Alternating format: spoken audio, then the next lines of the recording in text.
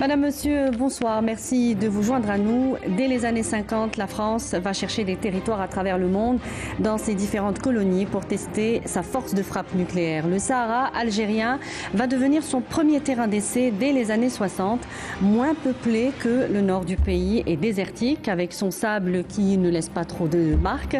C'est comme cela que la France coloniale effectuera au total 17 explosions nucléaires, dont 4 atmosphériques, négligeant consciemment et totalement les risques sanitaires et retombées radioactives sur les populations locales, considérées comme des quantités négligeables.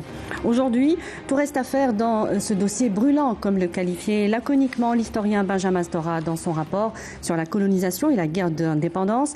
Le refus par la France de ratifier le TIAN, le traité sur l'interdiction des armes nucléaires, un prolongement du TNP, renseigne bien sur l'absence de volonté de Paris de s'acquitter de sa dette morale et financière envers les victimes de ces essais, comme elle l'a fait en Polynésie française. On reçoit ce soir Madame Fatima Benbrahim, avocate et chercheuse en droit de l'histoire. Bonsoir.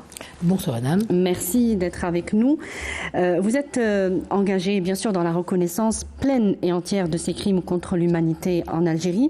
Et vous dites d'abord qu'il ne s'agit pas d'essais ou d'expérience, mais bien de véritables explosions atomiques.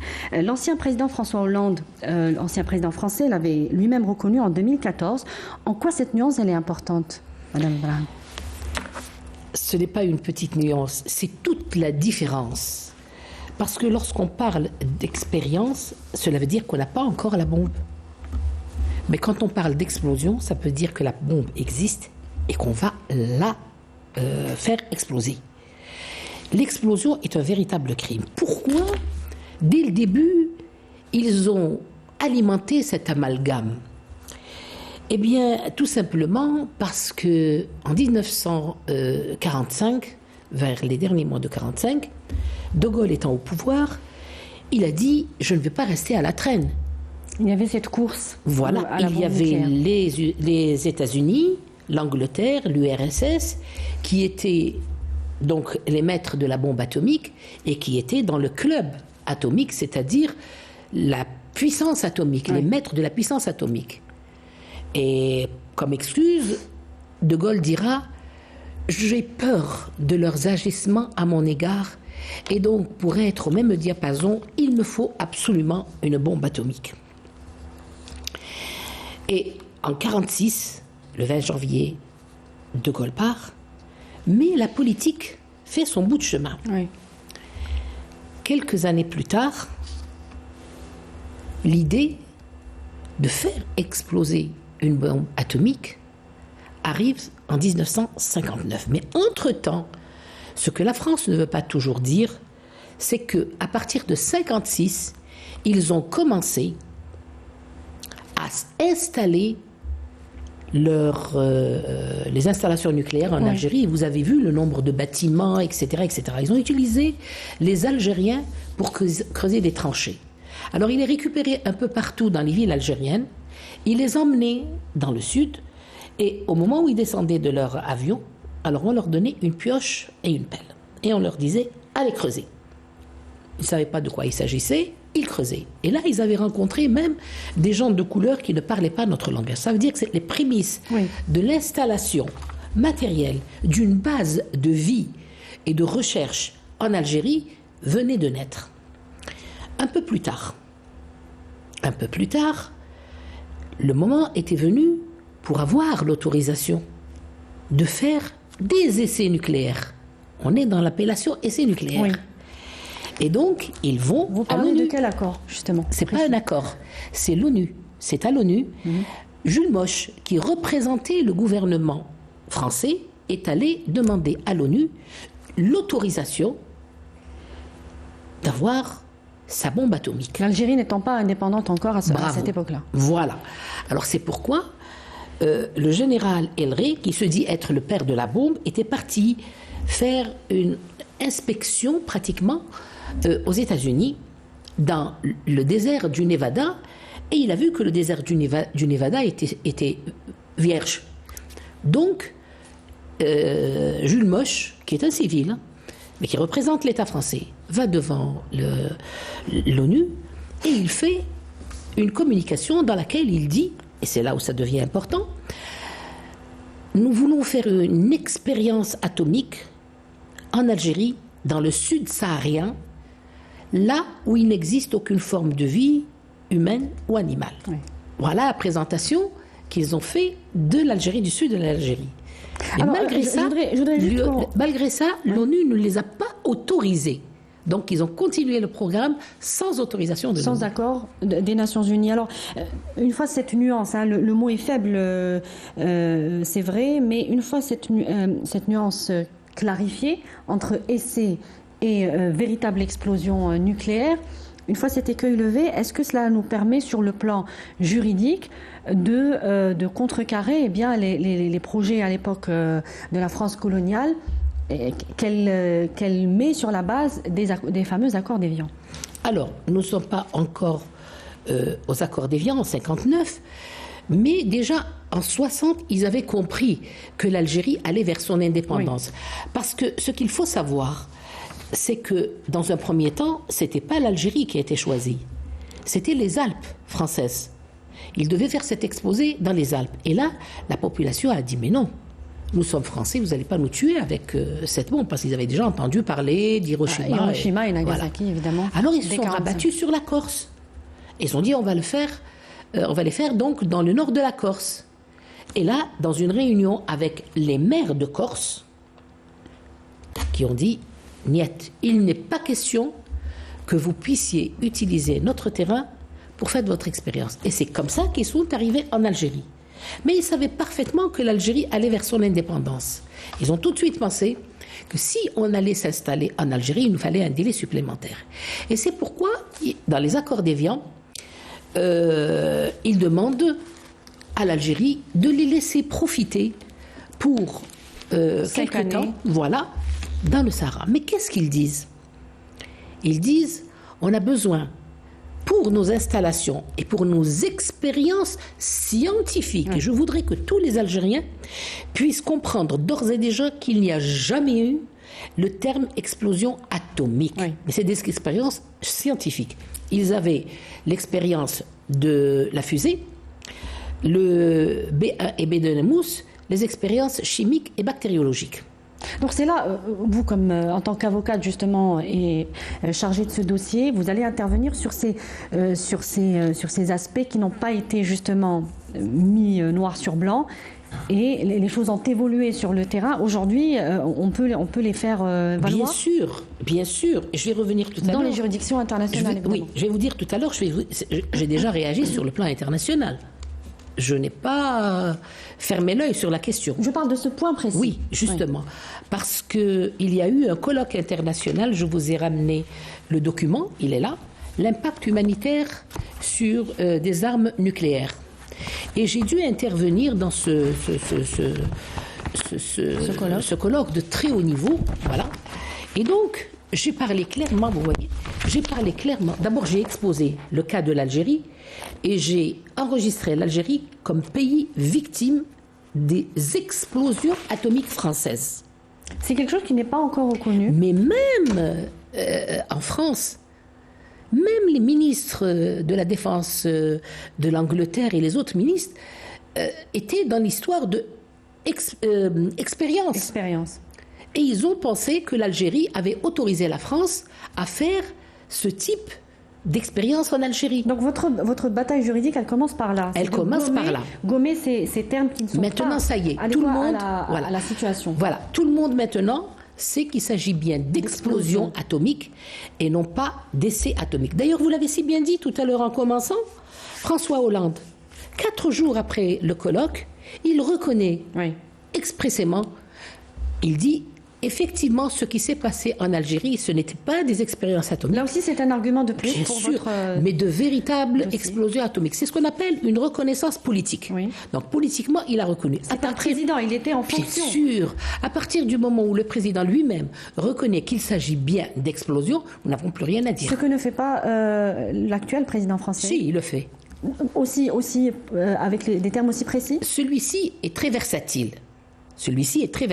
C'est-à-dire ? Il est mi-figue, mi-raisin. Quand il a besoin de vous, il vous fait de grands sourires. Et dès que vous avez le dos tourné, il dit, ne prenez pas en considération ce que je dis, faites ce que nous voulons. Donc c'est un bonhomme qui est versatile. Moi, parfois, je vous assure que je ne le prends pas tellement au sérieux. C'est pour ça que je ne lui attribue pas une importance outre mesure que la sienne.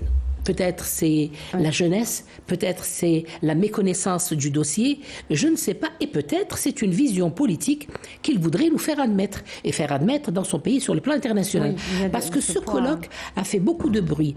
Les revues scientifiques ont repris pratiquement toute ma conférence sur tous les journaux, et le monde entier en a entendu parler. D'ailleurs, dans ma communication, je parle des 14 points, n'est-ce pas, que la France doit s'obliger à respecter pour l'Algérie. Le nettoyage, le ceci, le 14 points. On va y arriver justement. Alors, autre précision importante, les autorités algériennes de l'époque connaissaient sans doute très mal ou très peu les conséquences de telles explosions dans le Sahara, alors que la France n'en ignorait rien. Des études approfondies sur les problèmes de radioactivité avaient été faites après Hiroshima et Nagasaki en 1945. Il y a même des documents français qui parlent de nettoyage des sites et la preuve de la connaissance des autorités coloniales de la pollution des essais et des déchets nucléaires sur la santé des populations. Est-ce que cela Tout à fait juste. Est-ce que cela aussi apporte de l'eau à votre moulin? Oui, mais moi je ne m'arrête pas du tout à ce qu'ils disent. Moi je dépasse. Moi je suis chercheur. Je vais au plus petit détail. Non, mais je parle de la méconnaissance des autorités locales, des autorités algériennes. J'arrive, c'est pour ça. Problème. Non. Les autorités locales ne connaissaient pas ce problème, pour une raison très simple. Cette zone était délimitée, c'était une zone militaire, donc elle était délimitée. Et donc aucun Algérien ne pouvait pénétrer dans ce cercle de recherche. Donc on ne pouvait pas savoir. Simplement, Bembla, vers 65, la mi-65, il s'est rendu compte qu'il y avait des expériences atomiques. Il en a parlé. Et il a voulu fermer. Nous sommes en 65, il a voulu fermer le site. Simplement, les accords ne nous ont pas permis. Il fallait attendre. Et c'est pour ça qu'à l'expiration du délai, fin 66, ils ne leur ont pas permis de rester un seul jour. Pourquoi les Français, les militaires français ou les autorités françaises ont dit on va rester jusqu'à la fin? C'est pour, soi-disant, faire le démantèlement des structures existantes. Des infrastructures voilà. de recherche. Et vous pouvez regarder dans tous les documentaires, vous allez voir qu'il y avait de longs immeubles de 4 étages et d'un rez-de-chaussée. Moi, je reste à me poser la question, qu'en ont-ils fait? Ils ne sont pas sortis par le port d'Oran, Marcel Kibir. Ils sont enfuis dans le sable? On ne sait pas, parce que c'est des bâtiments. On comprend, s'agissant de moyens, les hélicoptères, les avions. On va y revenir justement sur ces déchets. Mais un bâtiment, plusieurs bâtiments, comment ils les ont C'était des superstructures en fait. C'était des superstructures métalliques. Oui. Donc là, on se pose la question, on dit comment ils ont fait? Ils ne veulent pas nous dire. Est-ce qu'ils sont enterrés chez nous ou est-ce qu'ils les ont sortis à travers les frontières? On ne sait pas.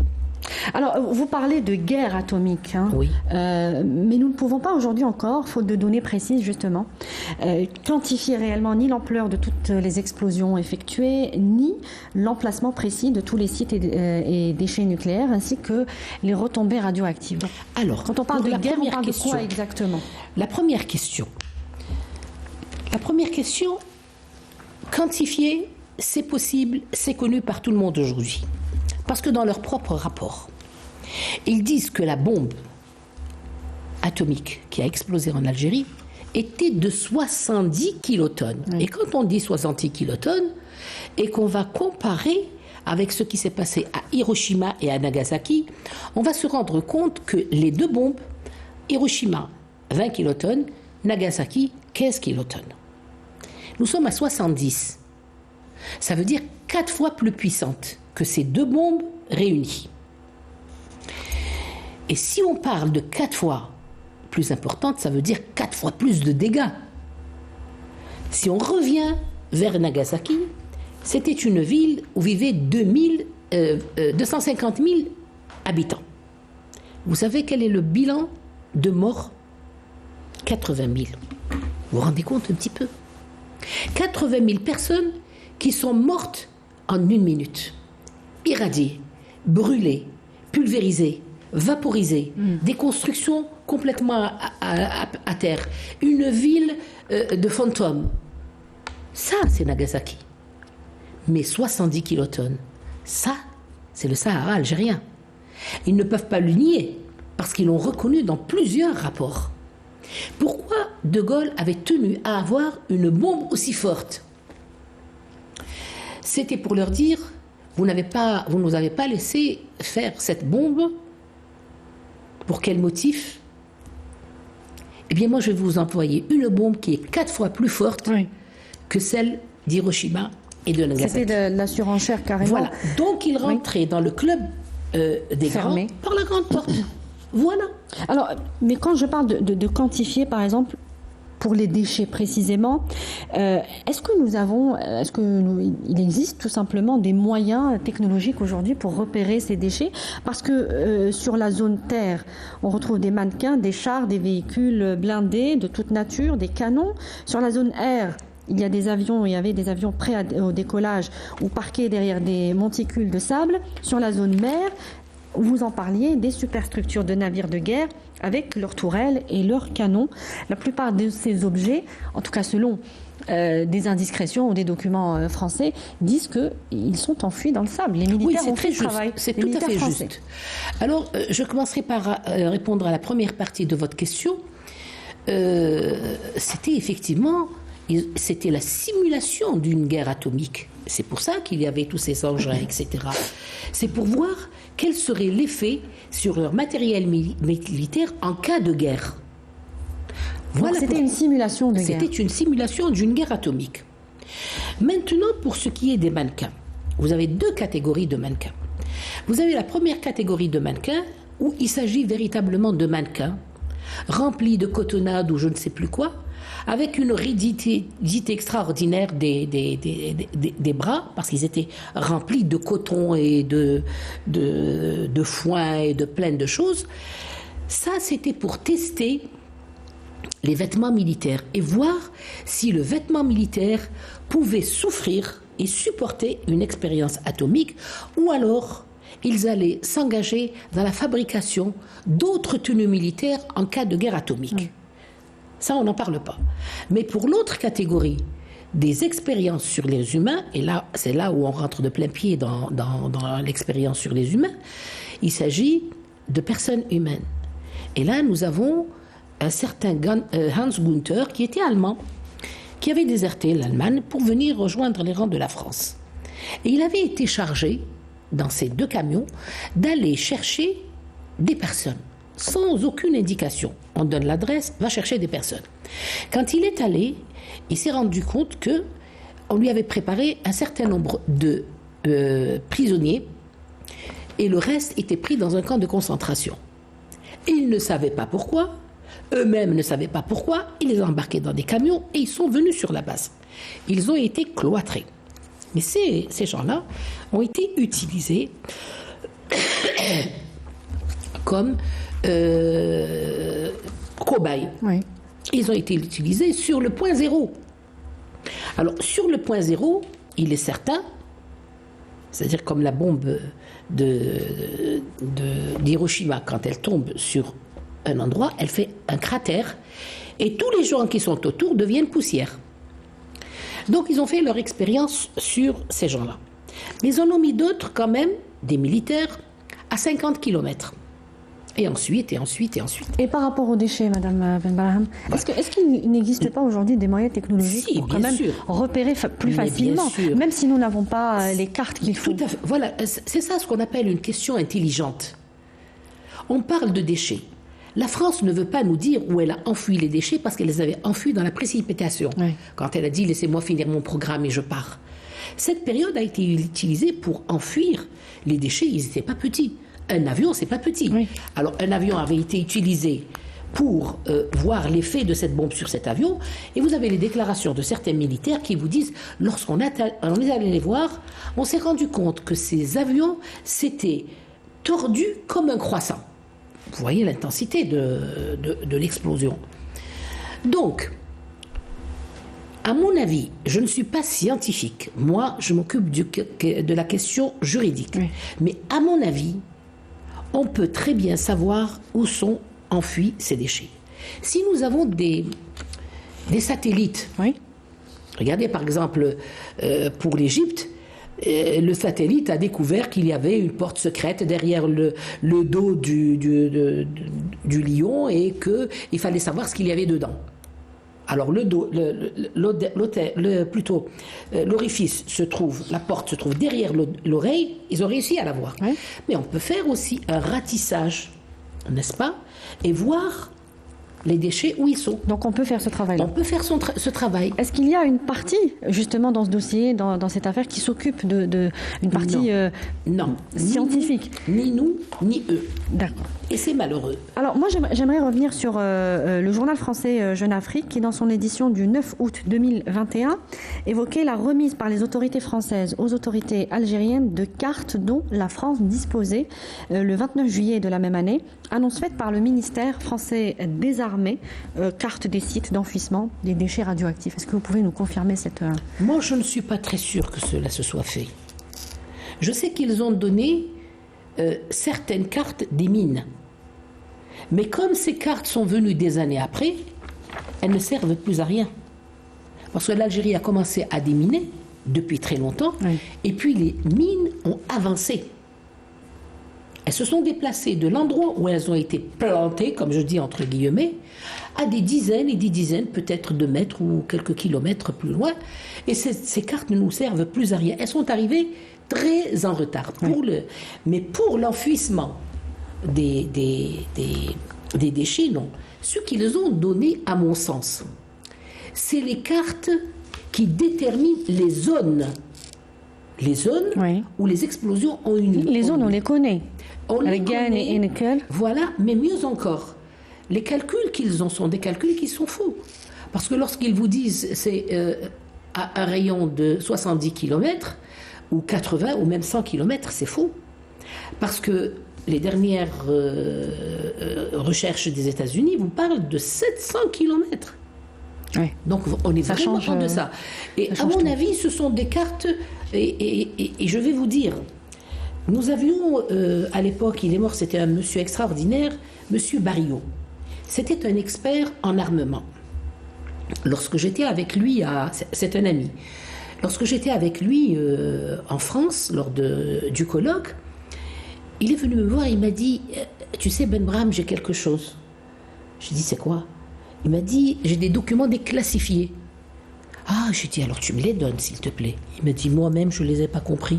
Qu'est-ce que tu vas comprendre? Je dis, comment ça? Il m'a dit, regarde, alors c'est des cercles. C'est des cercles, c'est des cercles, c'est des cercles qui ne nous servent à rien du tout, avec des numéros. On ne sait même pas ce que c'est. Ils les ont donnés à Barillot pour qu'il les étudie, qu'il les interprète et qu'il en fasse un rapport à l'armée française, premièrement.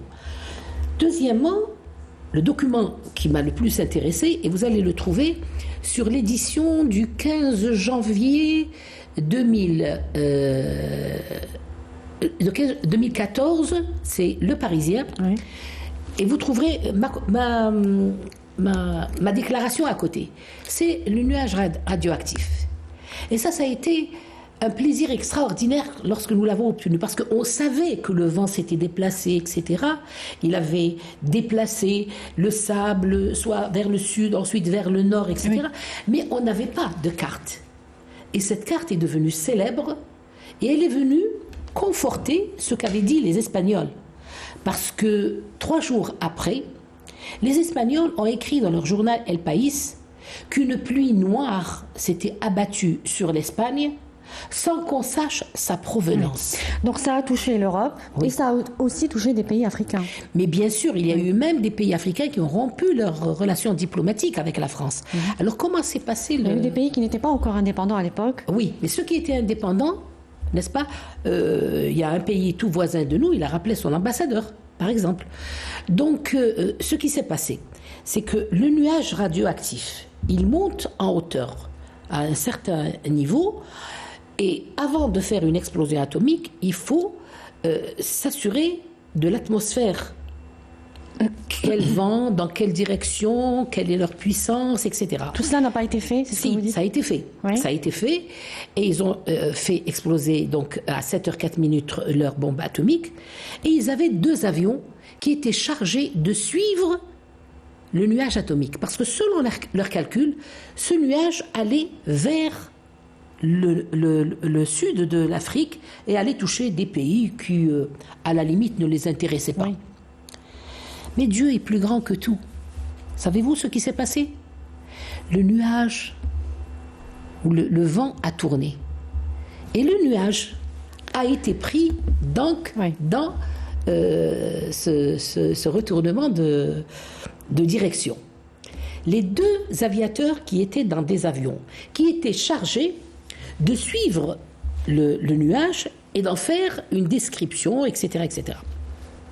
Ils ont été affolés. L'un est mort 4 mois plus tard et l'autre était aveugle. Alors concrètement, nous n'avons rien, monsieur. Nous n'avons absolument rien. Ce que nous avons, c'est la fameuse carte dont je vous ai parlé. En termes de connaissances sur les sites, on connaît finalement des sites assez... Oui, mais de manière assez vaste. Nous n'avons pas de manière restreinte. Oui, Pour eux, s'ils pouvaient restreindre à 10 km ou à 3 km, ils l'auraient fait. Oui. Pour éviter d'être poursuivis en fonction de la responsabilité pénale de leur acte. On y vient justement, ces essais ou explosions atomiques concerneraient près de 600 Algériens. Vous corrigerez le chiffre pour le réactualiser. 600 donc Algériens présents sur le site, mais les retombées radioactives concerneraient plus de 150 000 personnes. Pour les premiers, le problème se situe évidemment dans le fait qu'ils ne sont pas en mesure, ou ne sont plus en mesure de prouver leur présence physique sur les sites. L'accès aux archives étant impossible, comment vous allez mener ce dossier? Alors, je vais vous expliquer. Ce dossier était classé secret défense. Et vous savez que la défense a ses secrets qu'elle ne peut pas divulguer. Mais il s'est passé quelque chose d'important. En 2007, le rapport sur... Ils intitulent rapport sur les expériences atomiques dans le Sahara algérien. C'est un gros volume qui vient de la Défense nationale. Ils l'ont mis sur le site, sur le net, en 2007. Évidemment, qu'est-ce que nous avons fait? Nos amis du Parisien et d'autres amis journalistes et avocats m'ont tout de suite appelé, ils m'ont dit, écoute, voilà ce qu'ils ont mis sur le site, dépêche-toi. On va te faire une copie qu'on va garder, quand on vient on te la ramène, mais dépêche-toi. Comme je ne savais pas à l'époque très bien manipuler l'Internet, j'ai appelé des amis, j'ai dit, tirez-moi ce rapport. Je l'ai tiré et je l'ai étudié. Et qu'est-ce que je trouve? Vous vous souvenez quand je vous ai dit que Jules Moche avait dit que c'était un pays, une zone où il n'y avait aucune forme de vie animale? Bien, ce rapport classé secret défense dévoile qu'il y avait 40 000 Algériens sédentaires. Sédentaires? Sédentaires, bien sûr. Dans le Sahara. Plus 100 caravanes qui faisaient leur transhumance, parce que c'était une zone commerciale. Oui. Et donc, chaque caravane avait à peu près 170 personnes. Quand vous faites votre calcul, vous allez voir le chiffre extrêmement grave. Les militaires dont les Algériens dont ils parlent, ce sont ce qu'ils appelaient les populations laborieuses, des Algériens qui travaillaient pour la France. Donc ils avaient un livret de travail, ils avaient un permis de travail et ils travaillaient sur cette zone. Ceux-là sont identifiés. Donc ils sont dans les 600. 600, c'est le bon chiffre. Mais il y a des milliers de personnes qui venaient travailler tous les jours. C'était des journaliers. Et vous allez voir dans les documentaires qui existent, c'est des jeunes qui ont une petite feuille, n'est-ce pas? Ils vont... D'accès Non, c'est pas d'accès. Ils vont le soir, quand ils ont fini, ils remettent au contremaître. Le contremaître met la date et leur donne un petit pécule. C'est des journaliers. Donc Mais est-ce qu'ils sont identifiés? Justement, non. C'est ça le problème. Ils ne sont pas identifiés. Les autres sont identifiés. Comment sait-on que c'était des milliers de journaliers qui transitaient par le centre? Pour faire tout ça, il faut du monde. Ouais. Les militaires ne sont pas là pour travailler à la pioche. Ouais. Ils sont là pour faire un travail qu'on leur demande. Alors, comment vous allez faire, Maître On parle justement... Ne vous inquiétez pas. Mais c'est le nœud gordien de tout ce dossier. Ne vous voulez savoir comment justement prouver la présence physique sans document remis par la France? Avant cela, il faut aller vers la loi Morin. Oui, de 2010. Alors, laissez-moi finir, parce que je vous ai dit 2007. Le rapport est resté 15 jours sur le net. Puis, il a été retiré sur ordre de Sarkozy. Et il en a fait un dossier incommunicable. C'est-à-dire que toute personne qui s'intéresse à ce dossier doit avoir une autorisation spéciale pour pouvoir y accéder. Sinon, même les chercheurs français, même les vétérans français, même les victimes n'ont pas le droit de fouiller dans ce dossier. Donc sa mise en ligne était une erreur? C'est bien ça? Bien sûr, parce que vous savez, il a mis en ligne, je crois 3 jours après, moi j'ai commencé à faire mes conférences en Algérie en disant voilà, je l'ai ramené, je l'ai montré, etc. Et ce document, vous l'avez? Mais bien sûr. Et qu'est-ce qu'il vaut aujourd'hui sur le plan juridique? C'est une pièce maîtresse pour nous. Mais si la France ne le reconnaît pas? Non, c'est elle qui l'a fait. Non, elle le reconnaît, c'est son rapport. Oui, mais elle interdit son exploitation. Elle ne veut pas qu'on l'exploite. Elle ne veut pas qu'on l'exploite. Parce que c'est dangereux pour elle. C'est la preuve de sa culpabilité. Alors, mais dans une juridiction internationale, Maître Benbala, il a toute sa valeur. Oui, il a toute sa valeur, bien sûr. On a travaillé sur cette question. Oui. Donc, 2010, ils se sont dit on a intérêt à faire un texte pour les vétérans. Parce que les vétérans se sont ligués, ils ont pris un avocat, Maître Tessonnière, qui est mon confrère, avec lequel je travaille. Il y a Jean-Luc Sens qui a été le président, mais ce qui est extraordinaire, il a été le président de la Polynésie et de la France, parce que la Polynésie dépend de la France. Mais il ne pouvait pas faire ça pour l'Algérie. Malgré ça, on l'a fait venir en Algérie, nous avons travaillé avec lui dans des colloques, dans 2 colloques. On a travaillé avec lui, il est toujours disponible, toujours disposé. Il devait être là ou intervenir par téléphone ces jours-ci, je ne sais pas ce qui s'est passé. Donc, nous sommes en relation. Ils ont tout essayé pour nous éloigner.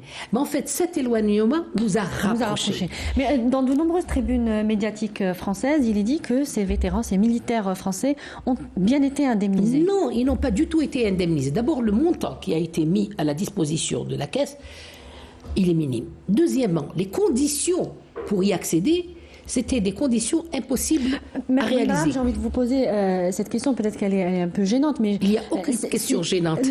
Non, mais elles sont toutes intéressantes. Si la France refuse de reconnaître les victimes françaises, comment pourrait-elle reconnaître des victimes étrangères, particulièrement algériennes, avec... Doucement. Oui. Doucement. Alors, nous sommes en 2007. 2008, il retire son rapport. Oui. Il devient incommunicable et il viole la loi sur le patrimoine et sur les archives. Parce que la libération de ces archives militaires, qui concernent des militaires, aurait dû être levée en 50 ans après. C'est-à-dire, nous sommes en 60, il faut réduire à peu près 5 ans. Mais le drame, c'est qu'en faisant cette erreur, il en a fait une autre plus grave. Les militaires, pour apporter la preuve qu'ils avaient des droits en vertu de la loi de 2010, n'ont pas pu prouver leurs droits. Mais on leur a remis. Non, en fait, quand on pas leur a facilement. Remis... Pas aussi facilement. Mais on leur a remis, en définitive. Pas à tout le monde, justement. Mon confrère Tessonnière... Ils sont combien, Maître Benbala? Là, je ne peux pas vous dire, parce qu'il y en a beaucoup qui sont morts. Hein. Ils étaient 6 000 à l'époque. Oui. Ils étaient 6 000. Parce que ça, c'est des vagues, ça vient, ça part. Mais je ne peux pas vous dire maintenant le nombre. Oui. Justement, j'attendais Jean-Luc Sens pour qu'il me dise ces dernières statistiques. Alors, qu'est-ce qui s'est passé? Il y a un texte de loi, on ne veut pas nous donner nos papiers, c'est classé secret défense, incommunicable. Qu'allons-nous faire, nous, Français ou Polynésiens? Ils sont allés voir leurs avocats. Et les avocats ont fait une action judiciaire devant le Conseil d'État français, disant que ces gens ont servi en Algérie pendant cette période et vous refusez de leur donner les documents qui attestent de leur présence sur les lieux et de leur livret militaire. Parce que certains ont continué à se soigner, ils avaient des livrets militaires. Eh bien... Ils ont eu gain de cause. Mais bien sûr. Oui. Et c'est comme ça qu'ils ont commencé à préparer leur dossier d'indemnisation jusqu'à présent. Très bien. Moi, j'aimerais qu'on avance sur les dossiers d'indemnisation des Algériens. Il n'y en a aucun. Il n'y en a. Il n'y en a Il y a aucun. eu un Algérien d'indemnisé. Il y a eu un Algérien. Alors pourquoi? Et les gens ont d'autres crié, Algériens n'ont pas été comme indemnisés? a crié De Gaulle à l'époque, hurrah, vive la bombe. Eh bien non, ou la vive la France. Non. Tout simplement parce que ce monsieur était militaire et travaillait dans l'armée française. Il a engagé une avocate française qui a demandé ses papiers au titre de la levée du secret pour ces gens-là et au titre de l'application donc de la loi de 2010, et on lui a donné, pas à lui, on a donné à sa femme une indemnisation. À titre posthume oui. Pour ce monsieur. Ça c'est important, à titre posthume. Pourquoi? Pourquoi? Parce que la loi de 2010 a apporté quelque chose. D'ailleurs, moi parfois je me demande comment ils font ces lois, je vous assure. Ou ils sont trop bêtes, ou c'est le pouvoir de Dieu qui nous aide, parce que la victime reste une victime. Dans la loi de 2010, ils ont avancé quelque chose. Indemnisation des victimes ou des ayants droit. Peut-être qu'ils savaient pourquoi ils avaient mis ayants droit. Parce que ça va prendre beaucoup de temps et que... Non. Parce que lorsqu'on est victime d'une explosion atomique, il y a des choses qui se passent dans la génétique de l'être humain. C'est le gène qui est touché, qui est transformé. Peut-être que la première génération, vous ne verrez pas les séquelles. Oui. La deuxième, la troisième génération, vous allez voir les malheurs. Vous avez vu tout à l'heure. Vous avez vu ces personnes que je connais très bien, n'est-ce pas ? Parce qu'on les a fait venir, on a travaillé avec eux, on les a présentés à l'Algérie. Voilà ce qu'a fait la France sur nos Algériens. Eh bien, ces gens-là, il y en a un qui a 20 ans, l'autre qui a 12 ans, l'autre qui a... Et ils continuent à avoir des séquelles très graves. Donc ça renvoie, ce terme ayant droit, ça renvoie à la parfaite connaissance des retombées radioactives, retombées sanitaires et environnementales. Ce qui est important, nous, qu'est-ce qu'on fait en tant que juriste? On récupère les termes qui nous intéressent. D'abord, les ayants droit. Si on parle d'ayants droit, eh bien, on en aura pendant 22 générations. Parce que l'atome continue à faire du mal chez l'être humain pendant 22 générations. D'accord ? Ça, c'est le premier acquis. Maintenant, le deuxième acquis, lorsqu'on parle du zoning. Mais moi, j'étais algérien, j'étais avant votre zoning en Algérie et après votre zoning. Mais en plus, les tribus étaient incluses dans le zoning. Ça veut dire que j'ai droit. C'est le deuxième point. Maintenant, la preuve matérielle. Moi, j'étais victime. Comment ils faisaient pour calculer le nombre de morts? Je vais vous dire. Quand les bombes ont éclaté, il y avait un colonel et un groupe de 4 militaires qui le suivaient. Et tous les matins très tôt, et le soir, ils allaient dans les cimetières. J'ai vu circuler ce matin une photo des cimetières. Vous savez que les cimetières dans le sud ne sont pas du tout comme les nôtres. Lorsqu'une femme meurt, on prend un vêtement de femme ou un bol, on le met sur la tombe, ce qui veut dire c'est une femme. Et quand c'est un homme, on met un chèche ou un vêtement qui lui appartient pour prouver que c'est un homme. Alors ils allaient le plus discrètement du monde, ils faisaient la comptabilité des morts. Eux ont le chiffre approximatif, pas exact, mais le chiffre des morts pendant la période des explosions atomiques. Mais Madame Benbrahim, Maître Benbrahim, sur le plan juridique, est-ce que ce dossier est bloqué? Non, sur le plan juridique, il n'est pas bloqué. Comment peut-on faire avancer les lignes? Est-ce que la loi Morin, qui a été modifiée en 2013, peut nous faire avancer? Qu'est-ce qui peut nous faire avancer aujourd'hui sur le plan juridique? Sur le plan juridique, ce qui nous fait avancer, c'est la collaboration avec les Polynésiens. Pourquoi? Regardez ce document que je vous ai ramené, que j'ai montré toute la journée aujourd'hui. Vous voyez, la Cour pénale internationale est dépositaire de cette communication. Donc elle s'en est saisie. Ah oui, elle est dépositaire. On lui a remis... Comment ce travail a été fait? Les Polynésiens se sont bien organisés. Le président polynésien, c'est M. Temaru, avec lequel je suis en contact, un homme très volontaire et très engagé pour l'Algérie. Quand son mandat s'est arrêté, il a constitué un parti politique qui est également une sorte d'association pour la défense des intérêts des Polynésiens touchés par le nucléaire.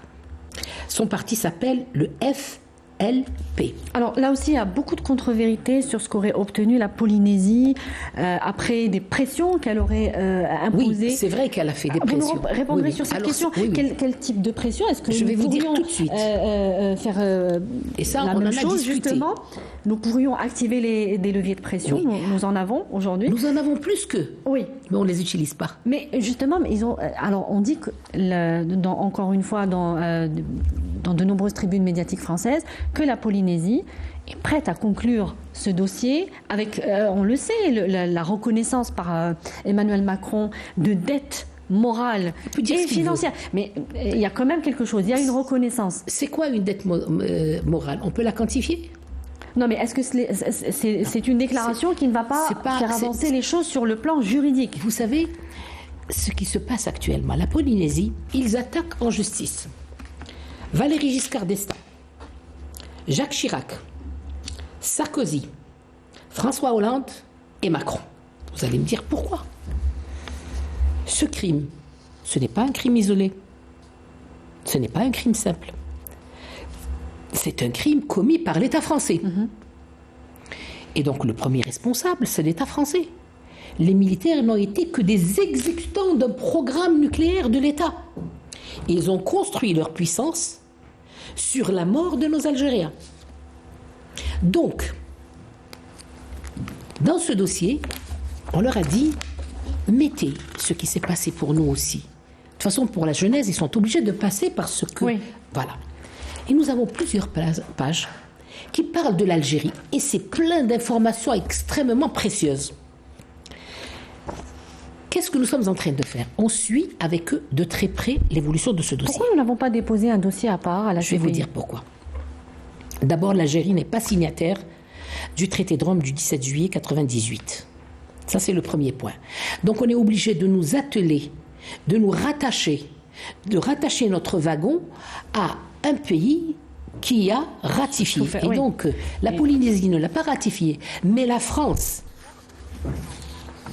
dont dépend la Polynésie, l'a signé en 2019, oui c'est ça, en 1004. Oh là là. Ah, je me trompe dans les dates, je vais me les repérer. En 99, donc juste après, et elle a ratifié et signé en 2002. Ça veut dire que ce texte du traité de Rome s'applique à elle. Les Polynésiens l'ont utilisé contre la France parce qu'ils sont sujets français. Et donc, c'est la loi française qui s'applique et c'est le droit international qui leur permet. C'est pour ça qu'ils sont allés devant le tribunal. Qu'est-ce qu'on veut obtenir à travers ce document? Qu'est-ce qu'on va faire? Moi, je suis en train d'attendre la réponse du procureur. Parce que cette communication déposée devant le procureur va obliger ce procureur à se déclarer sur les éléments constitutifs du crime contre l'humanité. Selon, vous voyez,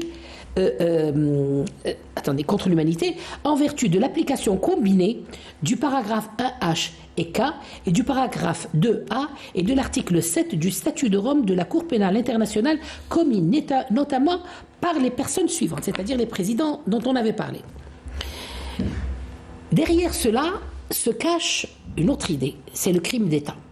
La notion de crime d'État, moi je l'ai commencé assez tôt avec Maître Vergès, qui était un ami intime à Maître Zertal, avec lequel donc j'ai travaillé pendant plus de 20 ans.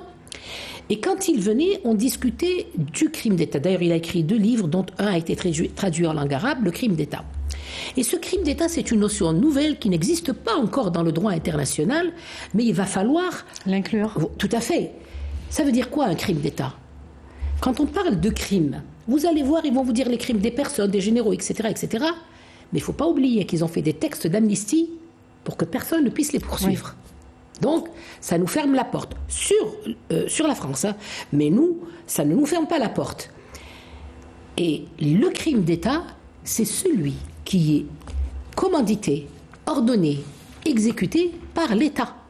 Et ça, c'est l'État français qui en a bénéficié. C'est l'État français qui est devenu puissance mondiale, puissance atomique. Donc ce crime se rattache à l'État. Et qui est à la tête de l'État? Eh bien, c'est les présidents de la République. Donc vous comprenez. Vous voulez faire une sorte de jurisprudence Attendez, pas encore. Ça, c'est une réflexion juridique. Oui. Tout un travail qui a été fait entre... Ce n'est pas gagné. Pour eux, il faut attendre. Alors, justement...